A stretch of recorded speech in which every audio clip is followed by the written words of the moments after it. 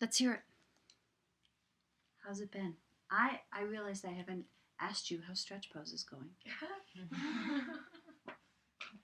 I don't do it because we had a conversation around that, and I gave it to somebody to do on my behalf, and they're not.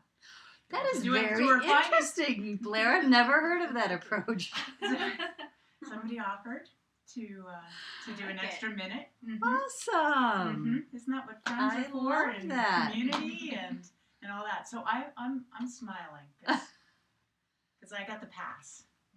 Yes. Because I have 3 C-sections and I have no abdominal muscle to hold that. Yes. How about the rest of you? Is it the one with the feet in the Yeah. Gets better every day. Yeah, it's getting I like it. I don't do it. Should our breath be that fast? You can't press hard. Right. The muscles. Because I do a little bit slow like that. Yeah. It's okay. It depends, on what your rhythm is, yeah. I count to 60 in my head, but it's never 60. So No, it's not. No. I count to like It's like 47 in my head. But I do it on a timer. But I like it. You don't want to pull them. So my You can son hold it for a minute. sometimes I'm like, wow. I finally got to 30 seconds. Yay! Awesome. hard. It's very hard. Can you see how some days it's easier than others? Yeah. And can you go back and relate to maybe what you did the day before that helps you to understand? Yeah, and I took 3 days off of it when I was about to have my period because I could just feel it in my lower back, and I was Yeah. like, no. Yeah. So those Right. 3 And you days I don't just do didn't it and then I when was you're ready again, menstruating. and my body felt fine again. Mm-hmm. But it was definitely, I noticed it from my body. So if you've had, some, Mm-hmm. I mean, my lower back definitely takes a brunt of it, and I've been thinking about I should meet with you to see if my abdominals really are kicking in. You can, yeah. I'm not sure that they're kicking in. I think my lower back's just doing it all. Yeah, then that's not good. I mean, if you have a big arch in your low back, it shouldn't be there. Yeah. You can put your hands underneath your I do bottom that sometimes, yeah. and then alternate. Just lift one leg Yeah, up and I then do lift that. the other leg up. And then just slow it down until you get that 'Cause drum I'm just wondering, quality. I'd like to get more activation down in here, but I've been cut and Mm-hmm. had babies that were. That's part of the reason why I want you to do that, but you can just do it slower. I mean, why I want everyone to do it, because especially after we've had babies, we just kind of don't go there anymore. Right. It's really important to go there. But I mean, I was just wondering. Blair says I shouldn't do it. Well, Blair's I a different said- case. Blair I has. said I'm not doing it because I'm not telling you not to do it. Oh, I'm just okay. telling you that I'm just wondering. This if is I'm an gonna pull ongoing because, I mean, thing I with can Blair. stick my fingers down through the middle of my dialysis. That was going to be my question. Like, is it healing for diastasis? Or? It depends on it's like anything else. It depends on the pressure. You have to figure out where that line is for you. If you're doing it too much, like the way Blair was doing it, it was too much pressure. There was not enough strength to go there. So alternating, lifting one leg at a time, just keeping that pressure building over a period of time, yes, it will start to bring that back together. But if that is an issue, and Caroline, it sounds like it is for you, then I would recommend just one leg up and one leg down. If you can stick your fingers in this far after you've had a baby, that's significant to me. Sometimes I've done this, tried to pull like this across. Well, I still would have one leg up and one leg down. It's not so much a matter of like those muscles coming together through stretch pose after this amount of time. It doesn't take away from the benefits that you will get from it if you just back off a little bit. Does that make sense? Yeah. I do whatever I can. Perfect. Good. How about the rest of your meditations? How are they going into your third week here? It feels just like routine. Mm-hmm. Yeah. I just make it happen. Mm-hmm. And even when I need more sleep and I have to sleep in, I figure out how to get it in there. Mm-hmm. Mm-hmm. Like I've noticed that once in a while, if I say to my 9-year-old, "You're on your own for getting yourself ready, and I'll come back and check in with you in 45 minutes," then he can sort of pull it together. It wouldn't work that way if I did it every morning yet, Mm-hmm. but yeah. So I'm kind of feeling like there's space to do that if I have to. But otherwise, I get up early and do it before that. Good. So you're navigating. It sounds like all of you, over these weeks are figuring out a softer way to go into this, a more smooth way where it's not as traumatic. So stop and go.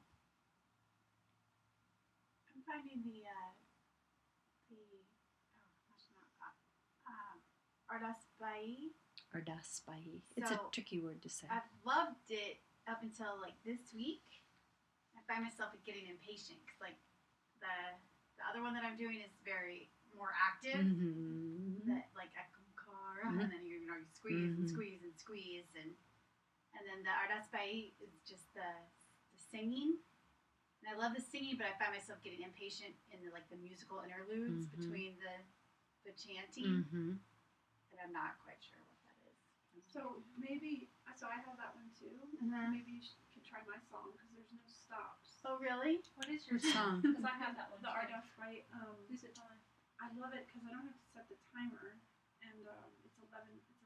Yeah, who is it? I don't know an 11-minute version of it.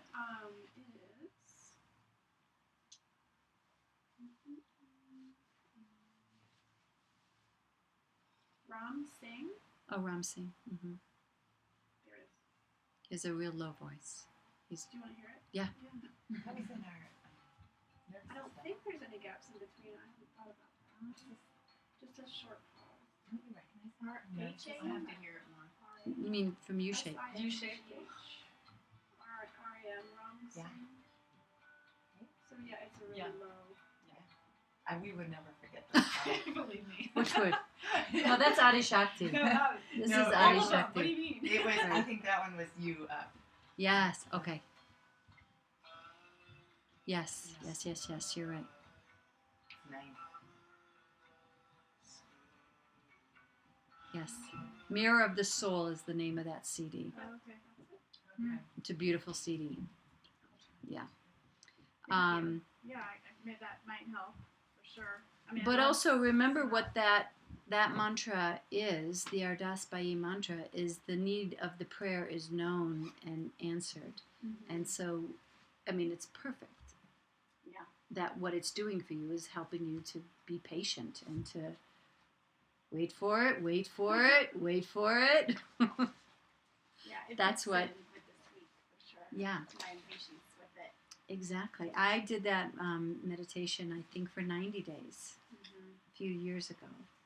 And I remember feeling the exact same way, just being in love with it for a period of time. And then it was like, if he doesn't start singing a little bit faster, there's got to be an errand I can do between this verse and the next one. So that's exactly the remedy. You know, these mantras that you guys are working with, they are remedies, they are prescriptions. They are giving us exactly what we need. And so the idea always, based on, a lot of what I'm focusing with you guys this round, is your emotional intelligence. They are giving you that chance to actually not run away from it and intellectualize it, but to actually be patient, which is what is required for us to be emotionally intellectual, I would say, emotionally aware. So when that happens, just really tune in to the sound of the mantra, the frequency of the mantra, and you can even, if you feel like you need some kind of intellectual stimulation, just really feel the intention of that mantra. That is the only mantra that I am aware of that Yogi Bhajan referred to as a prayer. Everything else, that it's really powerful in that way. Yeah. Thank you. Yeah, thanks for sharing that, Carrie. Sure. He's lovely. He was the one when we were doing the Guru Ramdas, Guru Wahe Guru Ramdas Guru, that meditation that we did for those of you who were in, he was the same singer. So, what else? What else can you tell me about your meditation? So when I do the odd such to God such, sometimes I almost want to scream it. It's kind of like, it's not aggressive in a bad way, but it's sort of aggressive for me a little bit. Not that doesn't always happen. yeah, I'm just Mhm. like I just really feel this, cutting through Mm-hmm. energy, and I just Mhm. really just need less That's it. normal. Yeah. Yeah. Definitely. Are you doing it with a CD? Or are you, With the what? Or do With you do it CD? with music? Yeah, I do it with music. Who's the artist that you're working with? Joseph Michael Lee. Mm-hmm.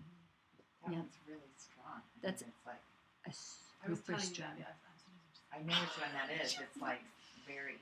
and it's just It I mean, is- it's powerful. It's Mhm. super. It is a penetrating Yeah. mantra.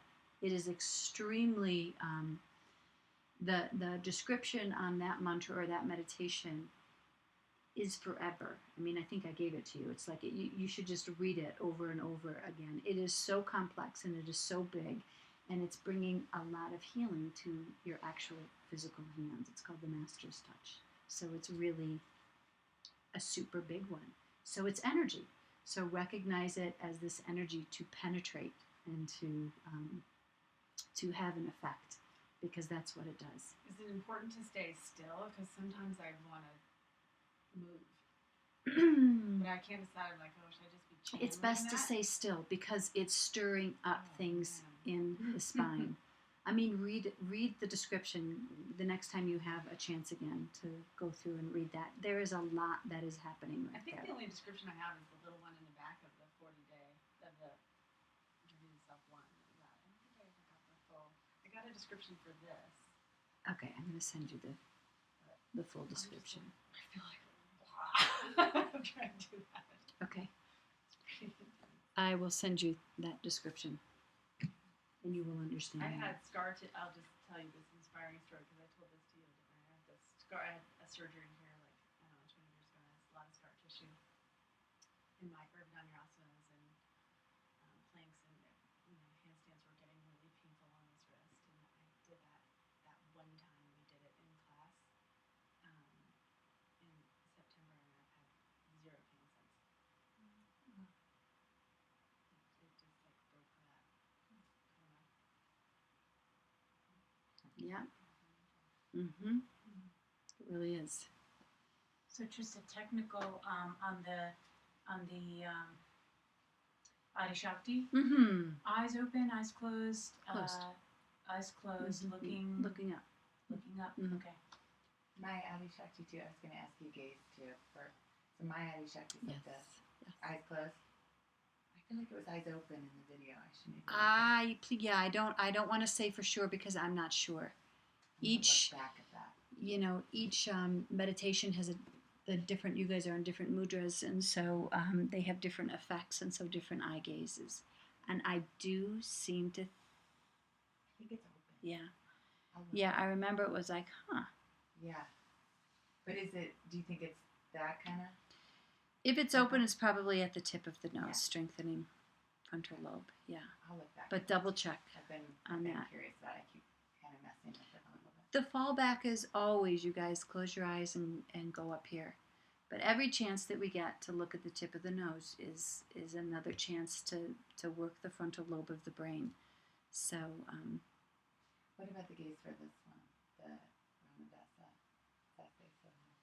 same thing. It's not the traditional meditation that I practice. It was for you, so I couldn't say without looking at it.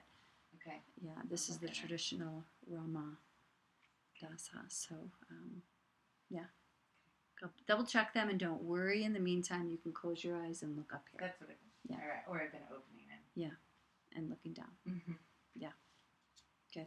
I have a specific question. So with the mom bound lotus, when I'm down, Mm-hmm. I guess I asked you this like at the beginning, and you didn't give me a clear answer, so I was like, oh, maybe I just gotta figure it out, right?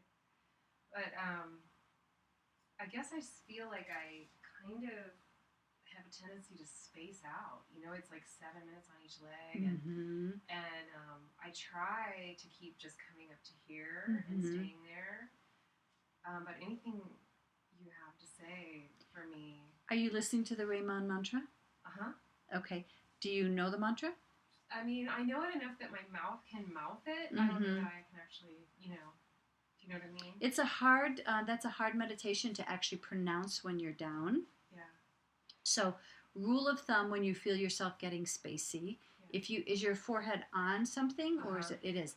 So pressing the third eye into, putting a little bit more pressure for 30 seconds to a minute, that's good enough.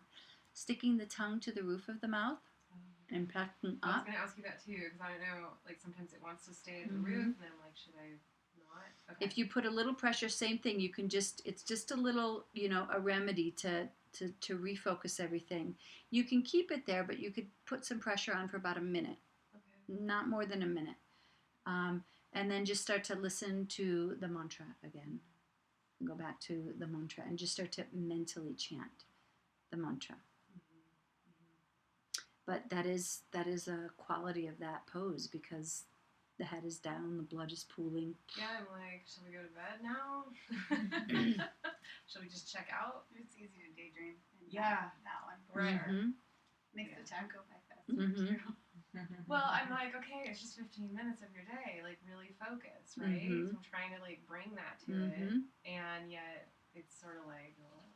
I like singing it. I mean, my mouth is kind of like, I'm singing like to my solar plexus. But right. You can... I like singing it. You definitely can do that. It's different every day with that one, I think. Yeah. But I also think that there's a part of you that's still adjusting to how unusual of a meditation that is for you. For me. Yeah. I go into it and I'm like, all right, here we go. I don't know. I'm just going to do it. I'm going to try not to make anything of it. Yeah. Yeah. If I think about it too much, I'm like, this is stupid. I get into it like I get into it like I'm in like an infinite bow. Like I'm like humbled and like bowing to the divine infinite. Good. That's good. It helps. Yeah. One thing you said to me when we first met and talked about it, I think, at least I go to this when I'm doing it, was if my mind started to wander, to just go into my breath, like do long, deep breaths. And I find I do that probably 5 or 6 times each morning. Like I'll be like, oh, come back, breathe. And it's, I don't know if that's the tool for everybody, but that really is. Absolutely, that is always a good tool to go to, or to pull in a mantra. You could go to Sat Nam. You could go to Wahe Guru. But mostly, when you're in that pose, it's ideal.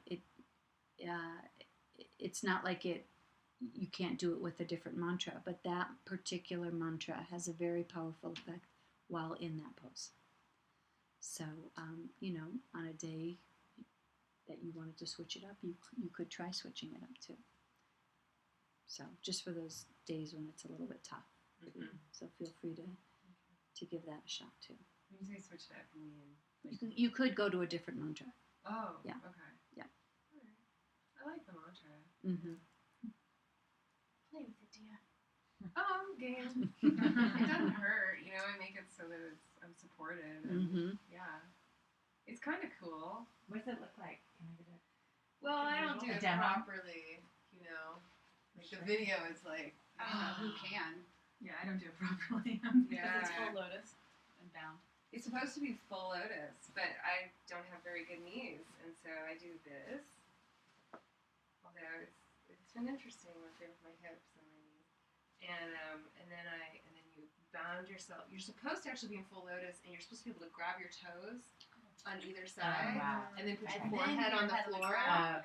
So, but I'm doing this, and I'm holding my fingers, and I've got a stack of, my cushions, and I'm like this. Yeah. Do you ever elevate your hips? Do you ever sit on For something? this?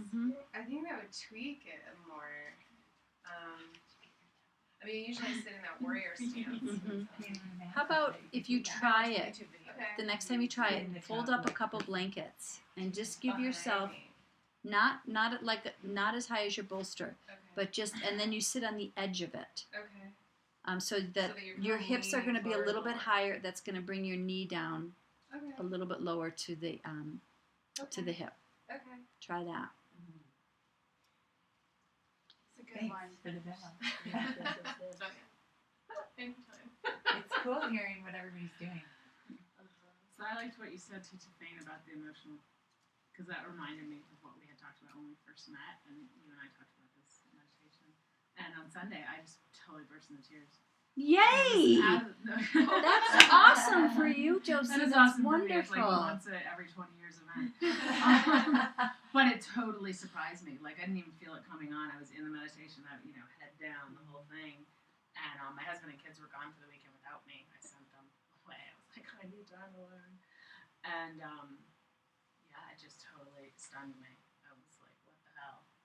But, there it was. So I was like, well, let's see. I'm home alone. The dog's been walked. I can just, go with this for a little while. And I have space to do that. So. Good And I was deal. really relieved it didn't happen Monday. Monday I was like, oh shit. I was going into it. So I was so scared I was going to start to cry again. And just but it was Monday morning. I was like, I don't have the time or space for that right now. But it didn't happen. So. I love it that it just kind of came out of the blue. That's a thing lump that in you've the been throat, holding on to for a nothing. long time. Yeah, it was just like, whoa. So, Maybe because you have the space. yeah, exactly. Mm-hmm. That's wonderful. Congratulations. For Thanks. real. So how were you guys with the emotional piece that I talked about? Anyone have any moments of realization with that? Any thoughts after that? Yeah. I remember distinctly that my son had an outbreak, and I lost my shit with him. And I went out to the car. I got in the car and I was backing away, and then your words were in my ear, and I pulled back into the driveway, and I got back out, and I said, I love you. Have your release. I'm sorry it triggered something in me. Like, just holding him, and I thought, that is so powerful that it was the next day or something like that, that it was, that I had an opportunity and an experience to try something different. Good. Yeah. So you really gave him permission to have his feelings, and then you identified that you were having your reaction to his feelings, which is something different than his feelings. And I think I was, I'm so wanting it to look a different way, and he's 19, so this is not a young kid anymore, and I think I had a desire to see it look differently, and then the recognition that he was just wanting to be, that he needed space to be able to express himself, and then actually he said thank you, and it turned things around. It was nice. Good. Yeah. Yay. Congratulations. I think that's really hard to do, Blair. When you've kind of gone over the edge, right? To recognize that you've gone over the edge and then still go back and then bring the remedy, that takes a lot of discipline. Don't you guys think? Like, that's hard. It was intense. And that's a good time to breathe. And to suddenly become an eagle and take the bird's eye view and not do what's feeling right in the present moment in terms of just wanting to get the heck out of there, but see what's down the road and see what you're teaching me. I didn't know how really it may be a guy thing too, and so I wasn't sure what I was engaged in and whether or not there would be feedback in that dialogue or anything. I mean, this was just a pure, I don't want to call it a male thing, but in my family it appears I'm the only female, so I don't recognize it as anything that is at all familiar. Holy crap. Good job. Anyone else?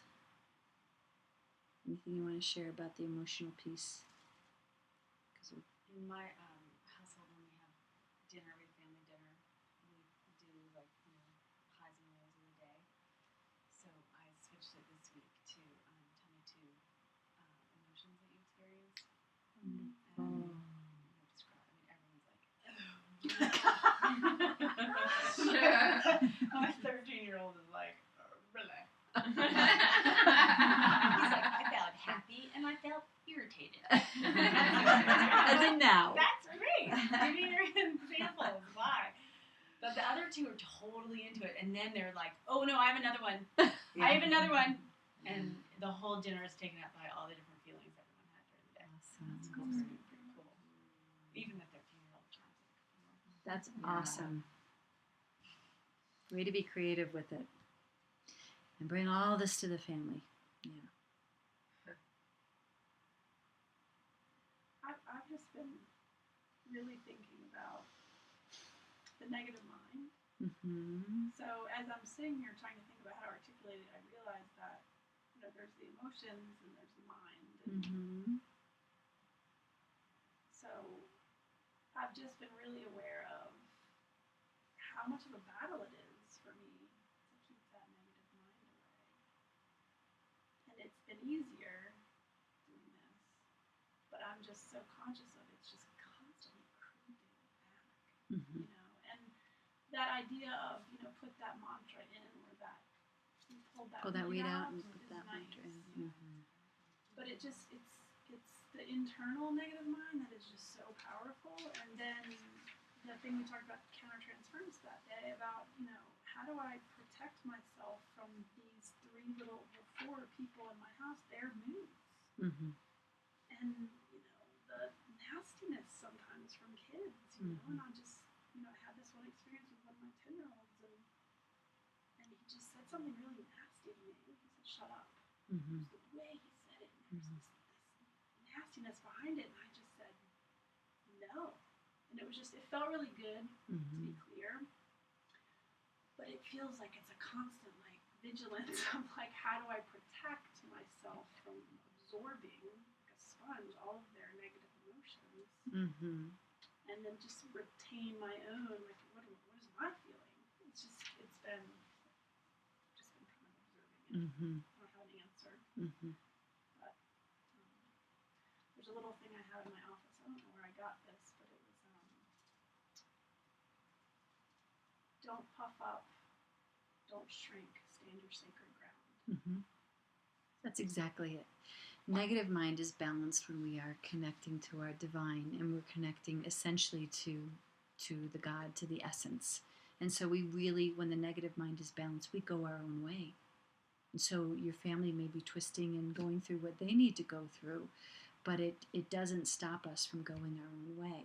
When the negative mind is really strong, anything can be going on outside of you, and you're still listening to your own mantra. You're aware of what's happening. You're not disengaging, but you're in the mood that you're in because it's the mood that you're in, and other people can't penetrate it. It doesn't have an effect of it. So it's just a matter of just continuing to strengthen that, and to literally not take on their moods, because we are so energetic, and we have these tentacles, and we so know who to go to and what to do. And at that moment when your son said that, something really intense was happening inside of him, and shut up wasn't what the intense thing that was happening inside of him was.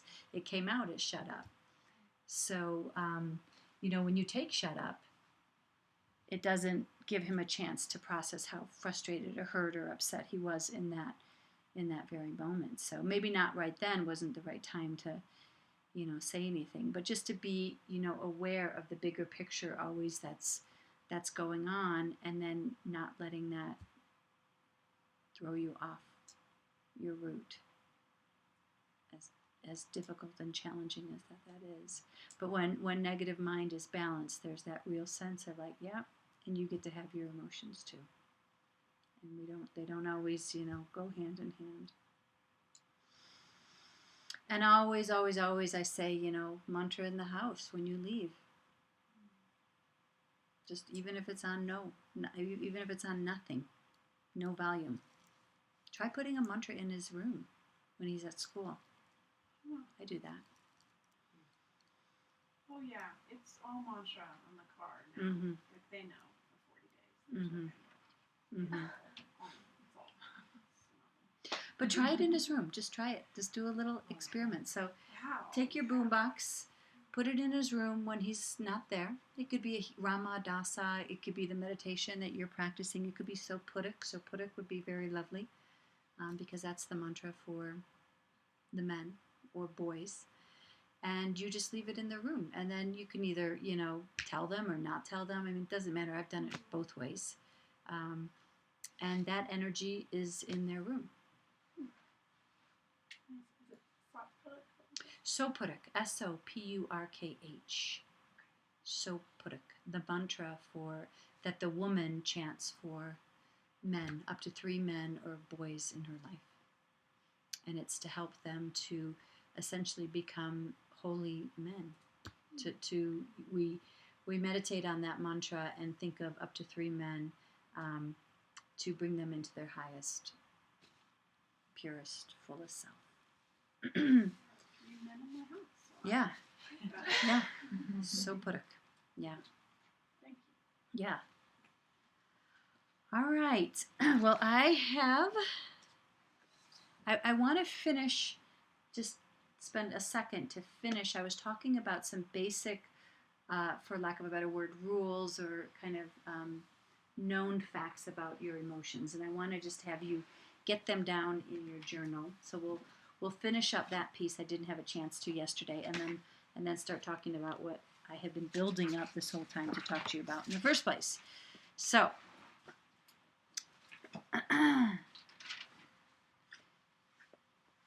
the first lesson is, we talked about this last time. You feel pain when there's something to gain. This is what I want so much for you to know, that trigger, that moment when you're in pain. At some point during that day, you want to be able to return to that, sit down to it, and be with it there. It is there for a reason. It's not because something is wrong outside of you. It's coming up because it's pointing to some healing. Lesson number 2. Your emotions are right, even when they are wrong.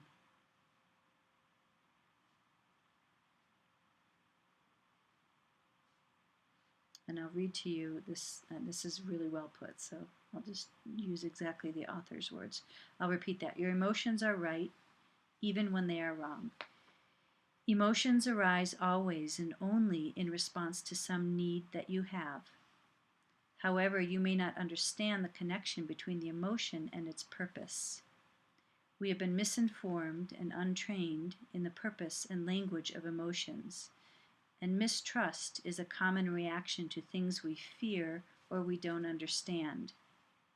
In any relationship, trust and confidence are gained through communication and by gaining familiarity. So let go of yourself and your emotions and then build that trust in both. So sometimes we have, essentially what that's saying is sometimes we have irrational fears. They don't make sense in the moment, but they're coming up from some kind of past or even some kind of past life, So they're right even when they feel like they're wrong. They're always there to guide you. Number 3, emotions persist because they insist that you get better.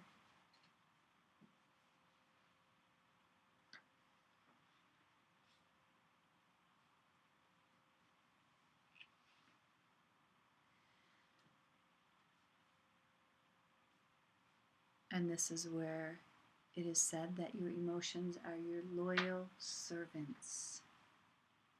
It's a nice, easy way to remember that. They are your loyal servants. Essentially, they're always trying to take you to a place of happiness by working through the pain that's there. The next lessons, emotions are not the problem.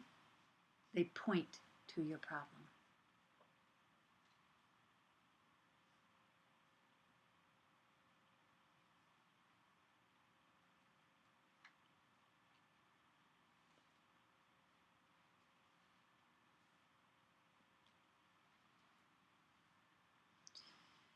The next, emotions are controlled by your awareness. This is the key. This is what we're constantly, blowing into that fire every day with our practice, is just keeping our awareness lit up.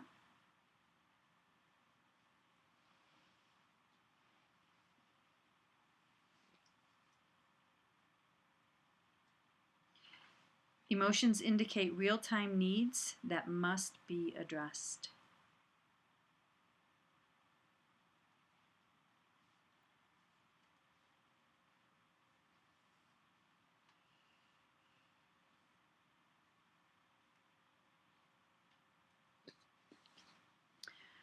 All right, 2 more. Emotions bring you the right energy for the job. Really important.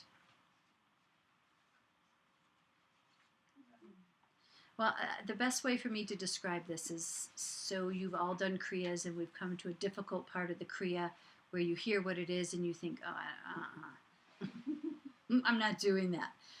But it's by doing it that creates the energy to sustain doing it and then eventually produces the healing or the clearing that needs to happen. So when we go into the feelings that we're having, it brings the energy for the actual clearing. Does that make sense? I'm sorry, just you tell me. Emotions are the tool. What did you say? Emotions bring you the right energy for the job. So really, essentially, what to me, what it's really saying is like, you can't think it, you have to do it. This is always what it comes down to. You can't think your feelings, you have to feel your feelings, you have to move the feelings, and then the energy is released and the healing comes through that process.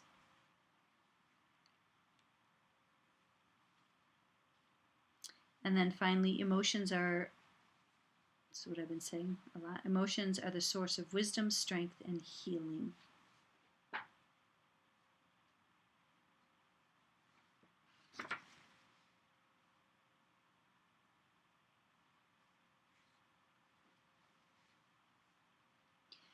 So when we don't understand that last piece, that they are the source of our wisdom, strength, and our healing, it's because we're trying to intellectualize them. Just get the word why out of your vocabulary. Quit saying why. Why? I have so many why questions I right know. now. Experience it. Experience your feelings when they come up, and then try not to intellectualize them. It's this trap of keeping us nice and stuck.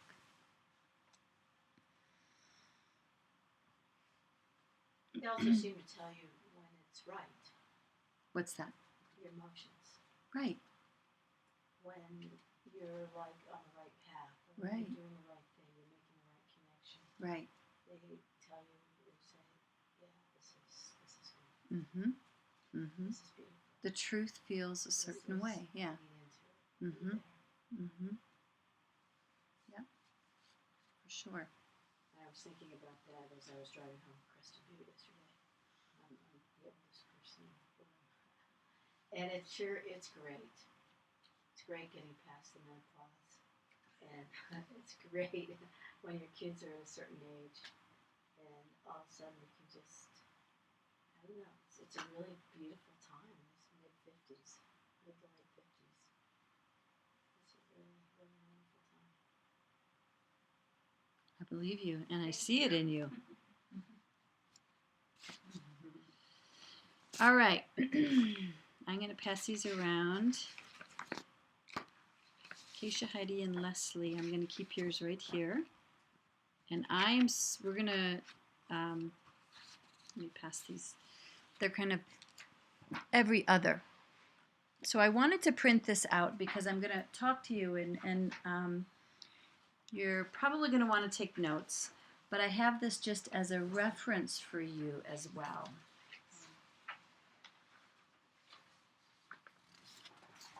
Just to take a look at. I'm going to talk to you about your moon centers. Who in here has heard me talk about moon centers? Just very briefly. I've not talked about moon centers? I know I have. Not to me. Okay. So Christina's name is the moon. So I was saying to her, this is extremely important for you to understand for the rest of your life. This is going to make a really strong impact on you. and your creativity. So we have 11 moon centers in our body. Women have 11 moon centers in their body. And just like the moon is controlling the tides of the ocean, it literally pulls the ocean forward and backwards, what's going on with the moon.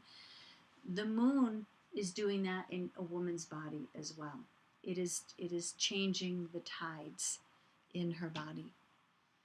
Through the course of a 28-day lunar cycle, your moon center changes every 2.5 days.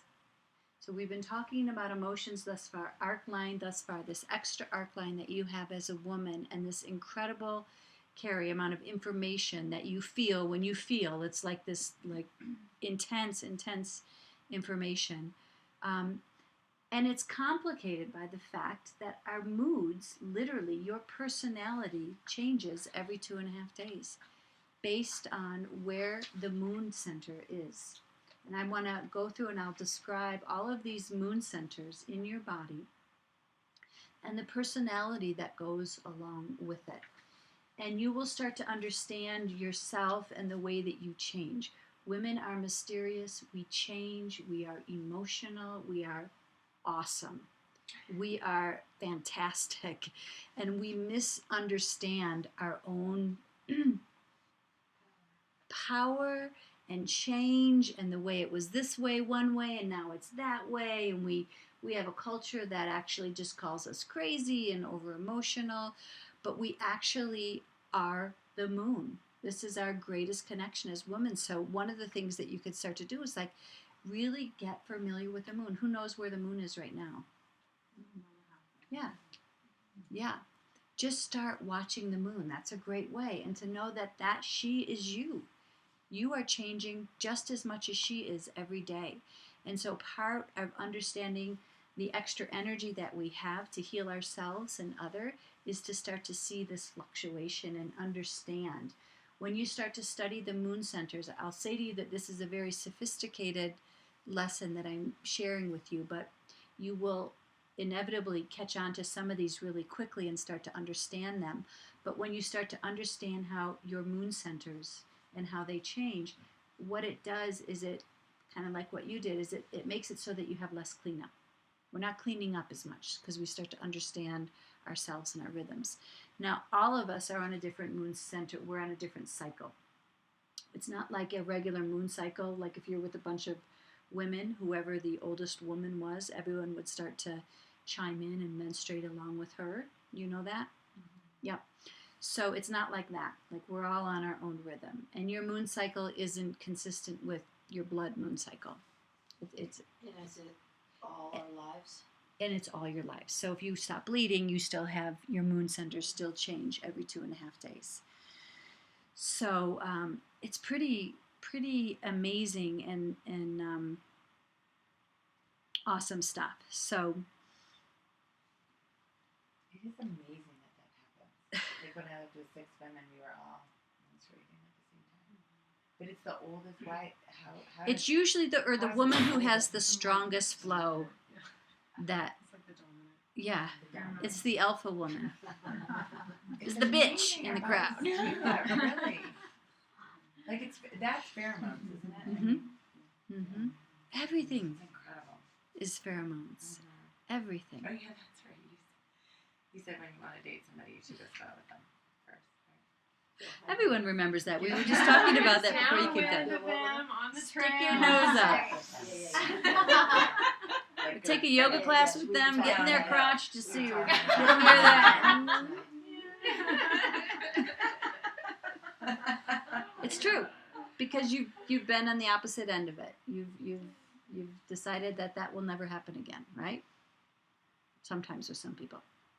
So Do they go in this order?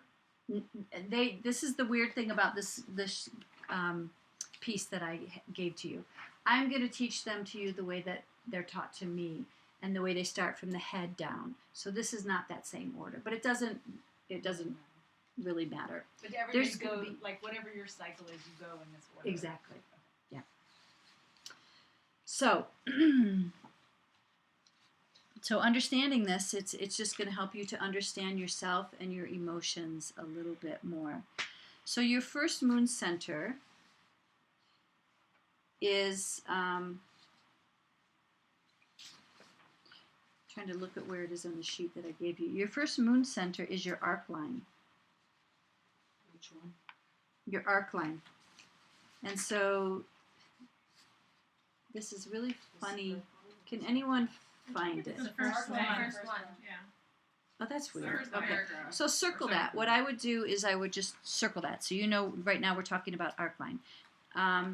So arc line, remember arc line, you have an extra arc line, nipple to nipple, but you also, everyone has an arc line, earlobe to earlobe, and it goes across the frontal, what is this thing called? Your forehead.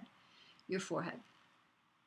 So when your moon center for 2.5 days is at your arc line, at your hairline, your dreams are very powerful.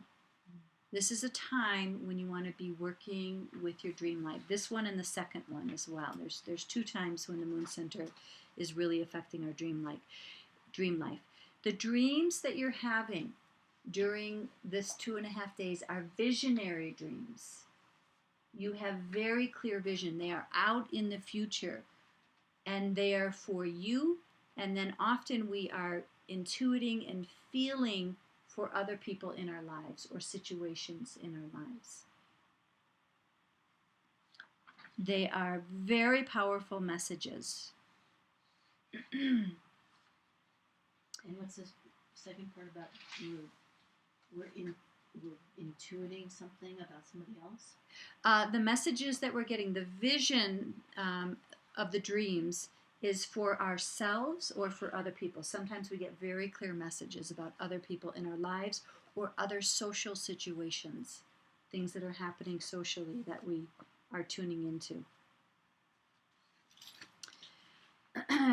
What's really important to notice when I was, thinking about this is such a natural part of our knowing, is the way that we can see the future and predict and understand for ourselves and other people. And we have been killed. Women have been killed for this ability, So just like our genetics, that our parents, sometimes we have these fears, and there is such research done right now of trauma and how it's passed genetically through us.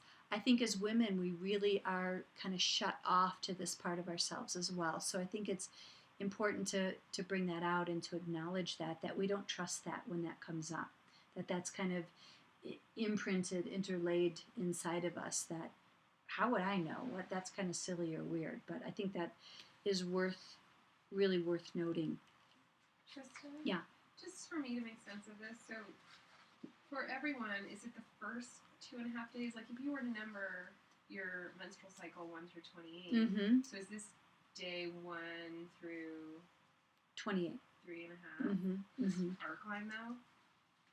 No, it's not attached to the menstrual cycle. It's not right? attached to your menstrual cycle. You, through the course of a 28-day cycle, you cycle through your 11 centers, 2.5 days. So how do I know when I'm in my arc line?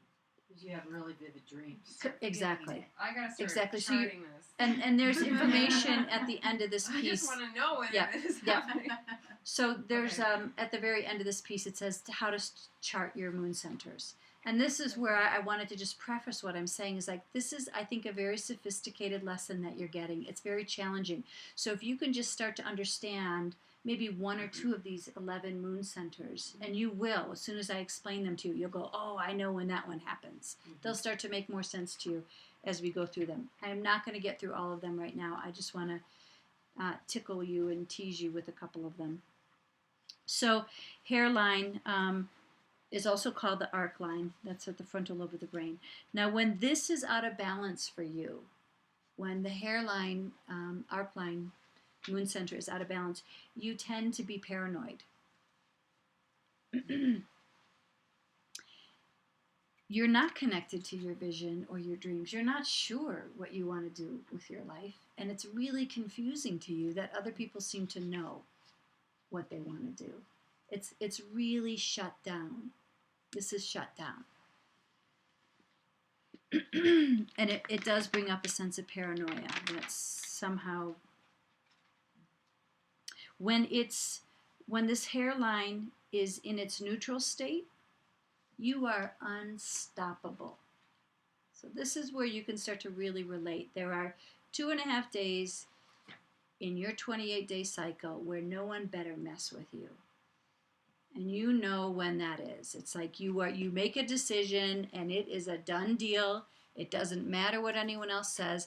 When this is in its neutral state, it's like you don't mess. And I think that the people that we live with, after a while, they kind of know that. That comes off as a look or a feeling. It's like really strong. It's like, pull back, hold back. So, And when it's in balance, you tend to be paranoid, and you're not. No, when it is in balance. When it's in balance. Yeah. Yes, you're having these dreams. You're very connected to vision, and it's really connecting you to the infinite and your guides. It's very strong, and you believe it. You don't feel like you're crazy. You don't feel like you're making it up. You're curious enough about it to start to engage in it more. Now the remedy for this, there's 2 remedies. There's a mantra that you can chant, and it's hula. WHO/LA. Hula. So if you were feeling disconnected from that vision, you could just chant hula, hula, hula, hula, hula, hula, hula, hula, hula. Just over and over, chanting hula. And it's a mantra to work with the frontal lobe of the brain. Another very, very powerful thing to do if this moon center is out of balance for you is to bow.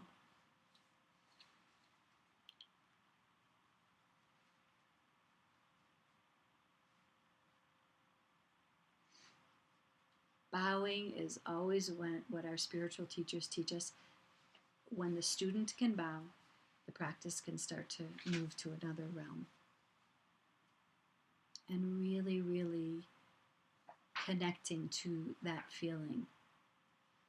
Friday's Kriya that I'm going to be teaching is we're going to be doing a lot of bowing towards the end of it. And bowing is so amazing.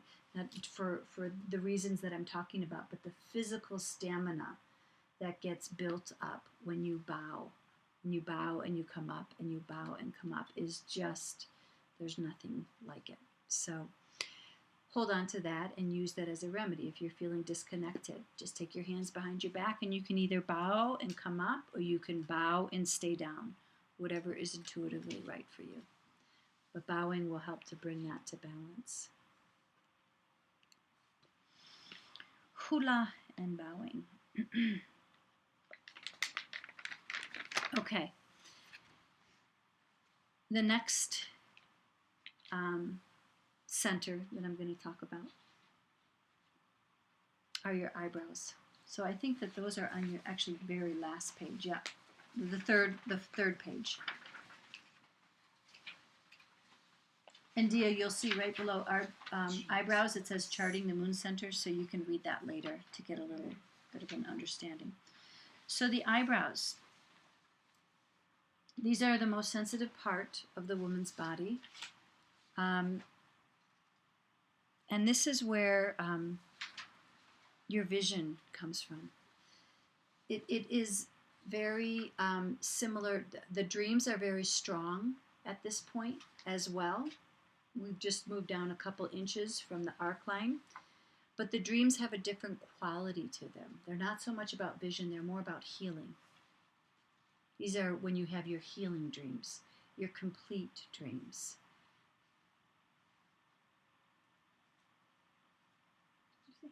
Healing. These are healing dreams. You said complete dreams. What does that mean? When a dream goes to completion, so you don't wake up and the bear is still chasing you. It's like you face the bear and you say, hey, what's up? And it says, hey, I just want to say you look good. You know, that's a complete dream.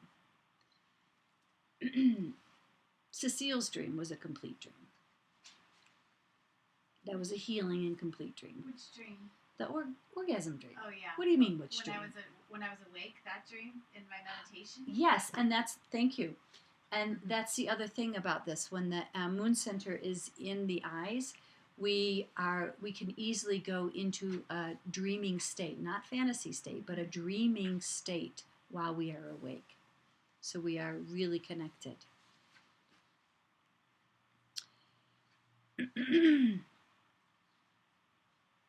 Now, when we're in the eyebrows, this is when we most naturally feel like ourselves.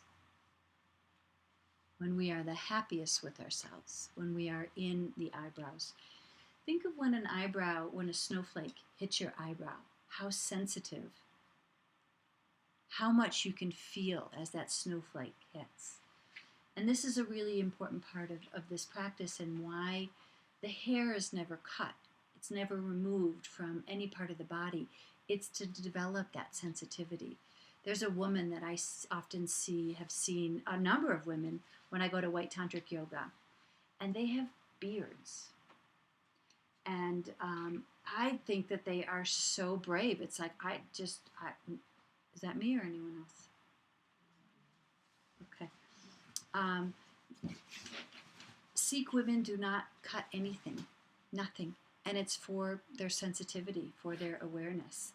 And especially around here, we want to really, when we are here, we are just really in our Satnam. We are in our truest nature and everything is okay. We're coming from this place of, like, imagine yourself, 30 days in the backcountry and you don't even know what you look like, but you're pretty good what you feel like. You're pretty connected. That's like an extended state of being in the eyebrows. The eyebrows communicate so much. When you feel something, you go up. When you doubt somebody, the eyebrows are always informed. They're always engaged. When we're not trusting this, that is when we're fantasizing. This is the realm of addiction right here. So I would say, like brahmacharya, when we go off into fantasy, when we try to use anything outside of ourselves to get away from our feelings, that's what this is. When this is out of balance, we go into la-la land. We don't deal with what's there, and we just avoid what's really happening. And we fantasize to get out of things. Just makes me think about how everybody's so obsessed with Botox right now. I know. Your whole face doesn't move. It's pretty interesting. It's shutting down from this amazing source of power. And when women really feel good about who they are, they can wear makeup or they can't wear makeup. They're not dependent on it. They're who they are. There have been times I've studied this particular part of the Moon Center a bit more, and there are times in history where women, that what was beautiful, the hairline was very different than what it is, and so they would shave a lot of the hairline, and that really messes with the Moon Center. You want your forehead from a yogic perspective open to perceive, to take in information, to intuit, to understand. And we have a lot of hang-ups about what beauty is in our culture. And, that's just the way it is. So, it's pretty intense the way we numb that part of ourselves down. Wait till we get to the lips. So...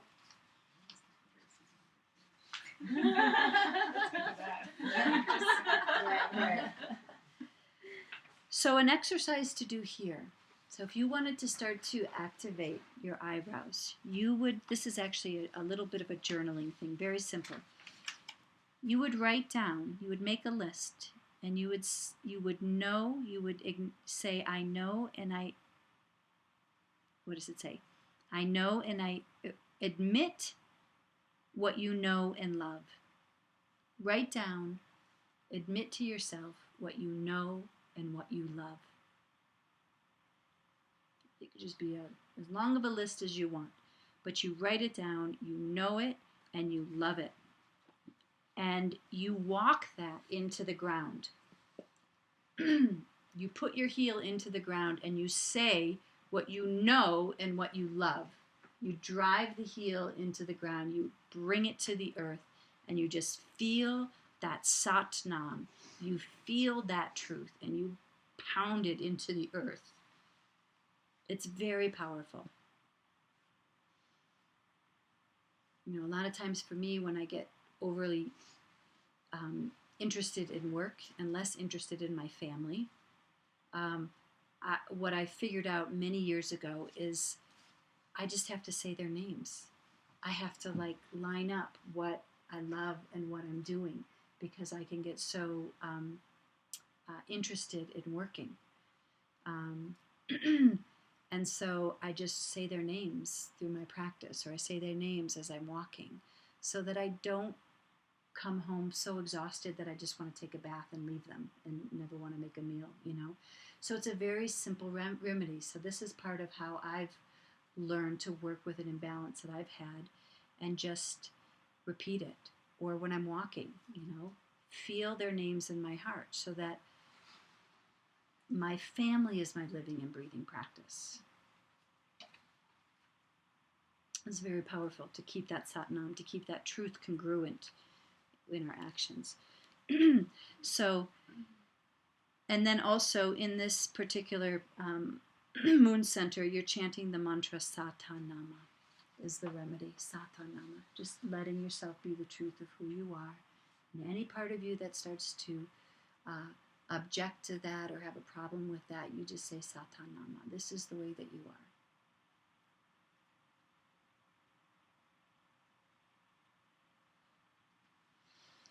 So again, the positive aspect of this is healing dreams. The challenge is fantasy and illusions. And the neutral is when we're using these visions for healing. We're using this information for healing ourselves and others.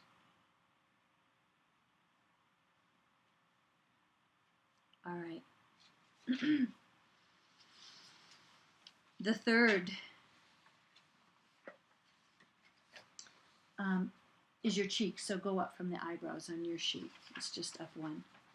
These are really, this is beautiful. So the cheeks are actually considered, they're the great moon centers in a woman's body, are the cheeks. We do think of how much we do to try to emphasize our cheeks. It's always where the blush goes. It's like we intuitively know.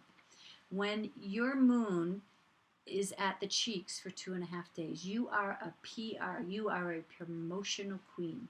Mm-hmm. You could sell anything to anyone. You just want to connect people to each other. You are a networker. And when that moon center is there, it's really where our light is shining through. This is when people are saying to you, I know you have all had this experience, you look really pretty today. We've all had that, right? Someone says, wow, like you're really shining. Your moon is in your cheeks. Ideally, if we could be taking our interview at that time or giving our speeches at that time, that would be perfect. But be aware of that, you know, that there's 2.5 days where you are very interested in networking. You are really at this beautiful, radiant place of your life or of your month. Now, when the cheeks, so when it's in its positive element, you are a promotional queen. This is what you're interested in. When it's challenged, this is when we tend to be a little bit flirty, and we use it to get things maybe that, you know, we're not using, other parts of ourselves. We're just flirting. We're just kind of like just being this radiant being that's just using that energy to get what she wants. when your moon center is in the cheeks, it's really important for you to be aware because the skin is the radiance. When you're eating really well, your skin is going to look really good. It's really important to be aware of what you're eating. The Trinity roots, garlic, ginger, onion, getting those in regularly. Probably not in this group, but drinking soda is really, really tough for anybody, but for a woman's body, because sugar is so destructive to a woman's body. I was thinking about you, Josie, because last week the first thing you said is, I want sugar, or something like that. And I just was remembering that when there is that such craving for sugar, that it could be a mineral imbalance as well. So to whomever your nutritionist is or your doctor is, just to keep that. There's liquid minerals. Has anyone taken liquid minerals? They're like the grossest things in the world. It's like, but they really do help with sugar imbalance.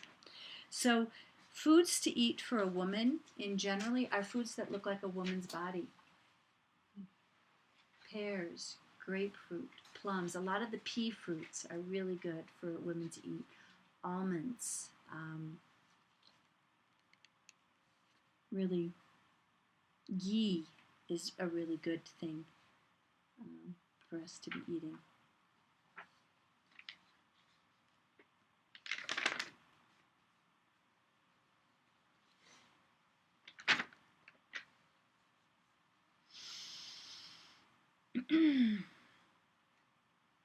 There's just one exercise which is really kind of fun to do for this one, where you stand on your heels and you spread your eyes, or you spread the hands and you go sa, and then you squat down, you close your eyes, take your arms behind the back and go ta, and then you stand up and go na, and then you bring the arms back again and go ma.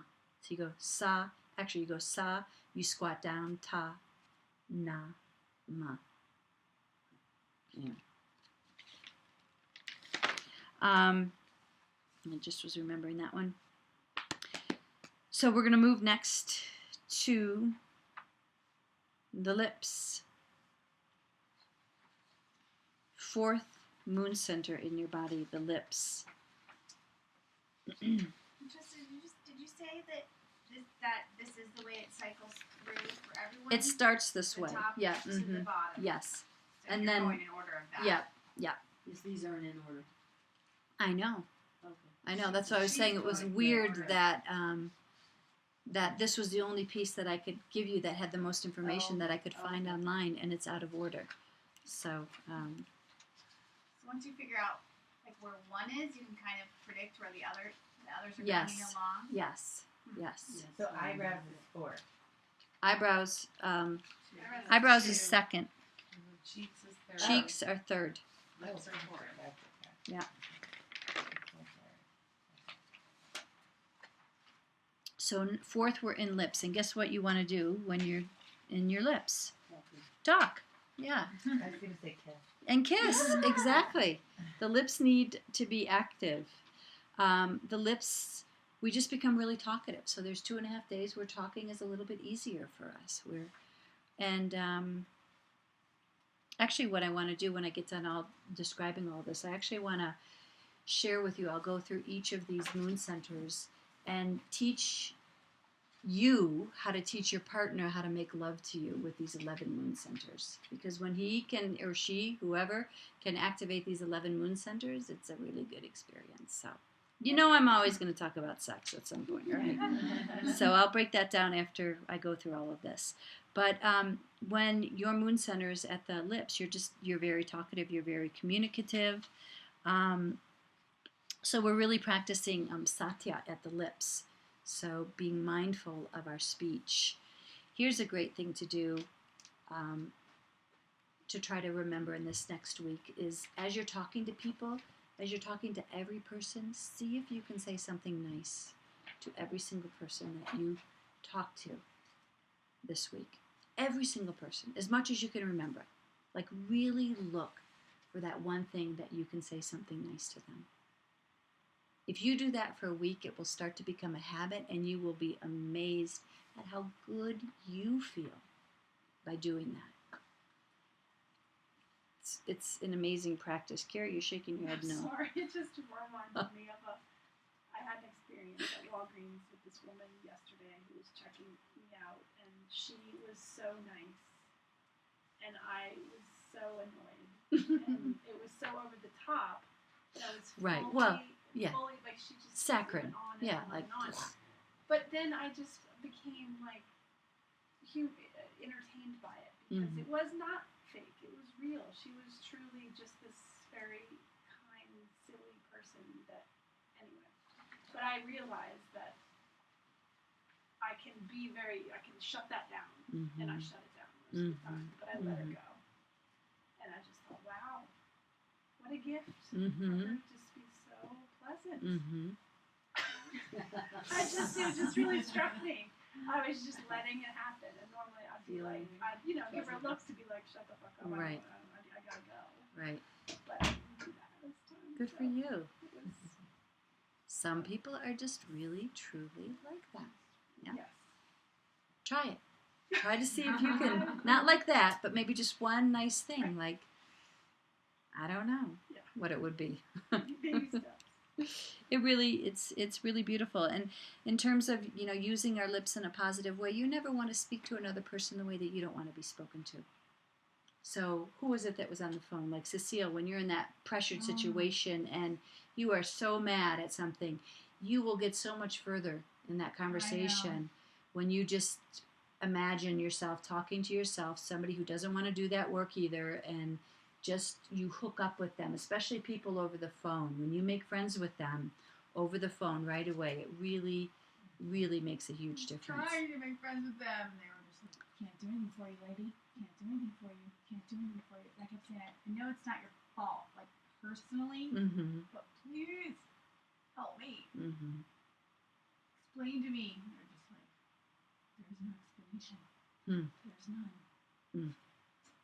I had someone Health come to the insurance. door today and try to sell something, and I said, and you could tell, not right time, you don't like door to door, and I said something to him like, I understand what you're doing, and thank you, but it's not a good time, and he said, you know what, that was better than the donation that I was looking for, and I thought that was really sweet. He goes, I can tell, and I said, it's not like I don't like this, it's just not the right time, and he said, you made my day. Yay. Yeah. See? And he left. Good. Complete. Without you feeling toxic, That's right. which is what I hate. Because it's like sometimes I just feel like greasy after those interactions. Right. Yeah. Well, you see them coming up. They've got their. We always go hide. The dog's barking. I'm like, don't answer the door. Right. It's horrible. It is. It is. When the energy around the lips is out of balance, that's when we're gossiping. That's when the tongue is sharp and you can chop anyone up with your words.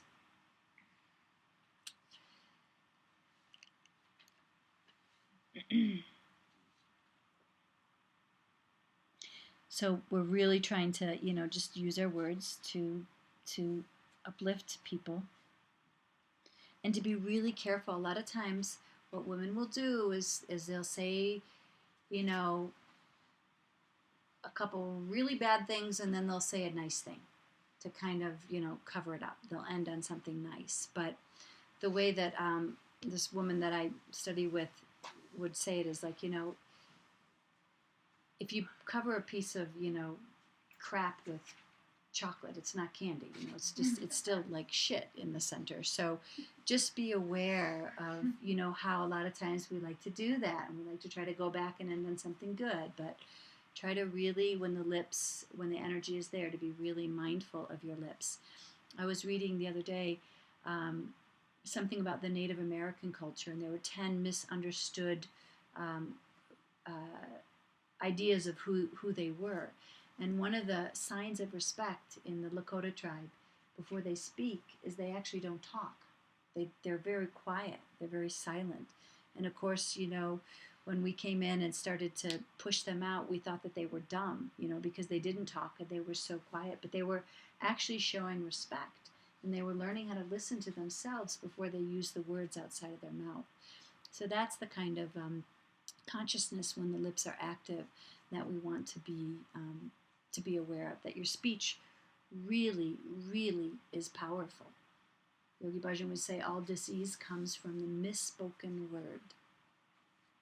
All dis-ease comes from the misspoken word.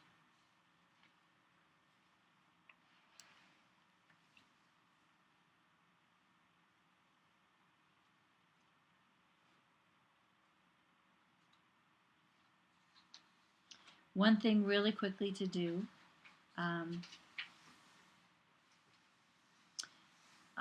if you notice, so when the lips are positive, they're talkative. When they're challenged, they're sharp-tongued. And when they're in their neutral position, they're excellent communications. Your communication skills are always for the highest goal. You can see very clearly, and you'll speak to that. A way to activate and balance out the lips are just to go the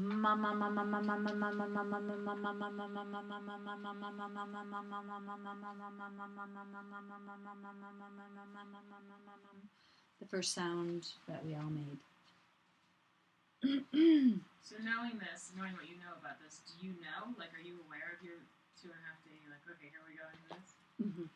I go in and out of cycles where I'm, practicing it and more conscious of it. But there are times when I'm, especially for me, when I'm talkative, when I'm not teaching, that's weird for me. Because usually when I'm not teaching, I like to be very quiet and I don't like to talk. And so there are times when I feel myself more talkative, definitely. So there are times when I'm practicing it, I'm much more aware of it than not. So that's a way to bring balance to the lips. And then, of course, since the lips are the entry for food into your body, there's a great quote. It says, "Drink your food and eat your juice."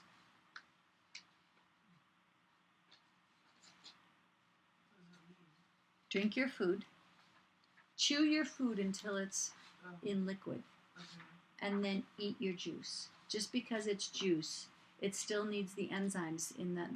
The mouth is the first stage of digestion. So when you keep your food in your mouth long enough, the saliva builds up, and that's the first breakdown of the food. So chew your juice. When you're juicing or whatever is in your mouth, just chew it and get the saliva going, and then once it goes down into the stomach, it's going to move a little bit smoother. Vertigo stop, because your stomach doesn't have teeth, right? So you got to do the work in your mouth before you drop it into the stomach. It'll be a lot easier. So that's it. Just 4 little moon centers for you to consider right now, and we'll hit the rest, go through the rest of them later. Isn't that fascinating? Yeah. Don't you think it's pretty It's amazing and gives you permission to change and not feel crazy and start to understand that there's places in your female body that are activated that give you this extra resource, this extra challenge, challenge to begin to understand it. But all of yoga is about self-responsibility and starting to understand our own selves, our own systems, and how much that moon is affecting our energy and our awareness. So bring that sheet of paper back if you think of it next time. And bring your hands together at the heart center. Inhale. And exhale. And do one more. Take a deep breath in. Inhale. And exhale. And we'll chant together one time and then 2 satnams. Inhale. May the long time sun shine upon you. All love surround you.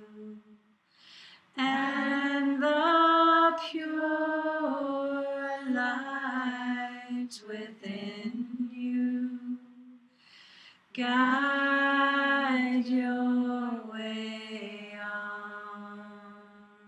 One more time, guide your way on.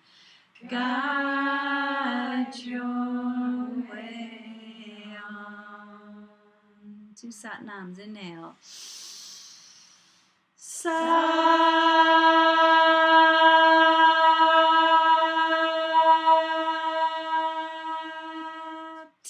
Nam.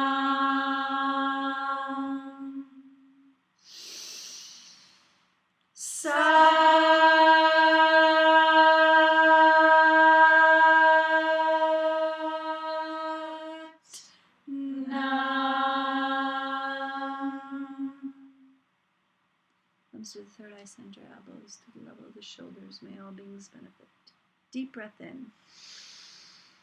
Bow forward together, everyone. Sat Nam. All right. Have fun with it. Stay steady. Think about it just enough to feel it. And let me know.